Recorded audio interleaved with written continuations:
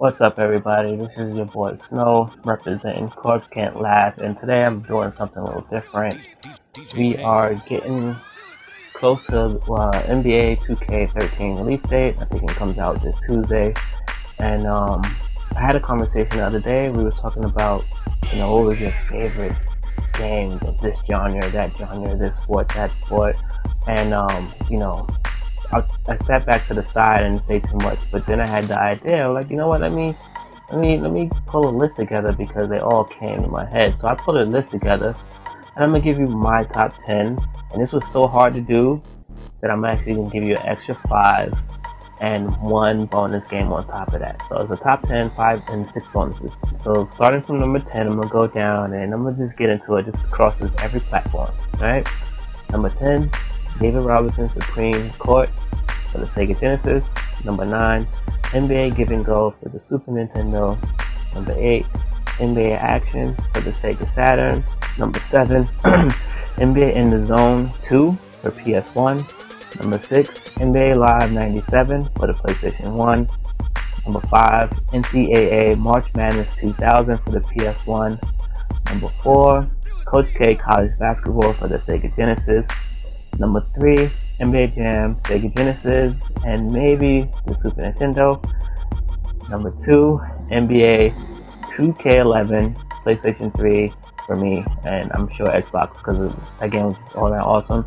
And number 1, NBA Live 95 for the Super Nintendo over the Sega Genesis, but they're tied. Alright? I would love for you to share with me your favorite ones, and we're just going to get right into it. First up on the list is number 10, David Robinson Supreme Court for the Sega Genesis. I like this game because me and my cousin used to play it all the time. It was a very good game for the Sega Genesis. It didn't have any licensed NBA players on it, which was strange, but at the same time it was pretty cool. So you had like these lookalike players. They were all fun. You just had to find the balance. And yeah, Sega Genesis did that pretty well. Number 9 on the list is NBA Give and Go for the Super Nintendo, and the reason why I like this was because of the whole gameplay system. You could alley-oop, you could reverse your shot in the air, you could play defense in this game, so you either getting dunked on or you smacking someone's shit. And multi-tap made this game a lot of fun. 4-on-4, shit was awesome. Number 8 on the list is NBA Action for the Sega Saturn. And I really only like this game for one reason and one reason only, was the super hang time when you're trying to dunk on somebody. If I had to find another reason, it was probably to say, the shooting style for the Sega Saturn. It was very accurate when you played against other teams, and I appreciate that in the game. Number 7 on the list is NBA In the Zone 2 for the PlayStation 1. This game is the successor to Give and Go, but the reason why I like this one was, you could play defense and be held accountable for it. First off, when you block someone's shit, you smacking it, which was always fun. But then, you couldn't run through a defender, so you had to go around them. So say if I threw water in your face, just flinch. It's the same thing, it's a real reaction, and I appreciated that. So, everything that I loved about Give and Go was in here, and then developed even more, and the soundtrack was fucking awesome. Number 6 on the list is NBA Live 97 for the PlayStation 1. This game was huge for me because this was the true game on the next consoles for the PlayStation and Sega Saturn / N64, because Live 96 was trash, looked like Madden 95 was just on the basketball court. Live 97 looked awesome. The courts were phenomenal, the arenas were phenomenal, the player models looked good. You had that real crossover. It was only one crossover, but it was still a crossover. Dunking off the rim and all that other stuff. Creative player was fun, playing the season was fun. It was really good. We had a multiplayer in my building, so we always would have fun with that as well. And this is probably the first game that I ever took making a creative player serious, and you can't be mad at that. Number 5 is NCAA March Madness 2000 for the PS1, and the DualShock controller just came out in like '98, I think close to 99, and I feel that the March Madness 2000 game was the first game to really make me feel welcome with using the analog stick in a basketball game. The way you just play with the controllers, play with the dribble on it was fucking crazy. I loved it. And I love playing in the arenas in a top 25 team. I used to use the Coppin State for my dynasty mode and build my way up to have my field house rocking like that. And it was very solid gameplay. The characters looked trash, but you know, back then gameplay was what we all wanted, and I think it's getting back to that. Next on the list, number 4, Coach K, College Basketball, Sega Genesis. This game was awesome for the Sega Genesis. It based on a Live 95 engine, faster, had more realism to it. I love the fact that you could play with the classic college team, one of which I'm gonna say is Duke 92, and you could play with the legend Caravan, Dr. J. You could play with Larry Johnson. I mean, it was cool, and also you could break the backboard in there, so I don't need to say anything about that. Next up is NBA Jam for the Sega Genesis and the Super Nintendo as well. I prefer the Sega Genesis version. NBA Jam is an awesome game on the strength of what it did to the market. It came in by storm. You had this arcade game. It was phenomenal. You know, you could break the backboard. It had some wacky stuff into it, and a lot of my friends played this. My brothers and I played this. Everyone played this, and without this game being so successful, you don't get an NBA Jam Tournament Edition, which I think was the best of all the NBA Jams as far as what you get in it, but it didn't have the same impact as what NBA Jam did.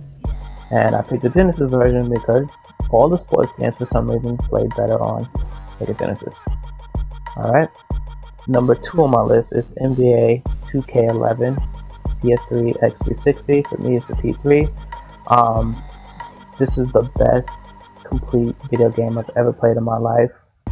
Down from your season, you know, your playoffs, your dynasty. You know, this game gave me the feeling of being in an NBA game, the feeling of watching an ESPN commercial or ESPN game. It gave me the feeling of, you know, watching the sport. It also gave me a reason to actually take my creative player seriously, and I will never forget that. And above all else, it was so much fun playing as MJ, reliving the moments that I lived as a little kid, and yeah, so that was cool, and that's why I hold that so high.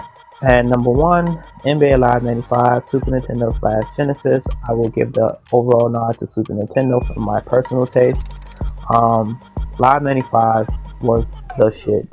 I mean, if you played Bulls vs. Blazers or the Dream Team, you could understand why this happened. But you may be thinking like, oh, there was one missing.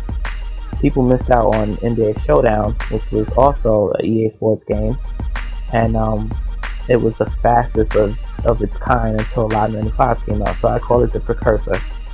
And Live 95 was dope because you could be a manager, you could trade efficiently, you could, you know, have your seasons and all that stuff. You could be a coach, you know, and just coach your team. You can call plays. It was fast, it was fun, it was hectic. Multiplayer, you kept your individual stats. We had a multi-tap. You could fucking have tons of fun in this game. And you know, the rating systems felt like they were correct, and I had the most memorable times playing this game against friends and family. Tournaments that we used to have in stores, you know. Without Live 95, without Live 95 happening, the games that we appreciate and love today probably wouldn't be what they are. So that's why I gotta give it the nod. So I named my top 10, here are my 5 bonuses, and then I'm gonna give you one extra one on top of that. NCAA basketball, quick note, it was fun, it was a college game, called plays in it, no crowd, it was a blue crowd, but I enjoyed it. Me and my brother used to play a shot of it. NBA Action 94, it was dope. I love that Mark Albert was the color commentator for it. so Kemp was on the case.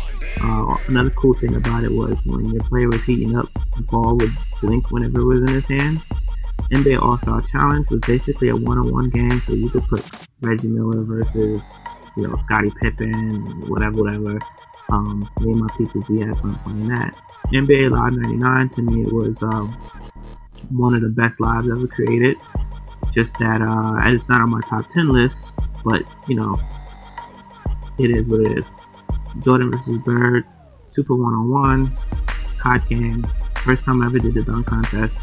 You know, you pick one of Jordan's best dunks and, you know, just try to execute it the correct way, try to get all 10s. And then you had a 3-point shootout. Live 99 also had a 3-point shootout, by the way. But, you know, in the Bird game, you had a 3-point shootout. And then the reason why it's not in my top 10 is because you can only play as Bird or Jordan. That extra game, which was Tiny Toons Acme All-Stars, I mentioned that game because I had mad fun playing the game, and it was a basketball game, which was one of many games that was in it. So you could play soccer, you could play basketball, I forget the other stuff you could play in it, but that's why it's in it. Remember to share with me your favorite top 10s, or agree with some of my old ones. Either way, let me know. Alright, I'm out.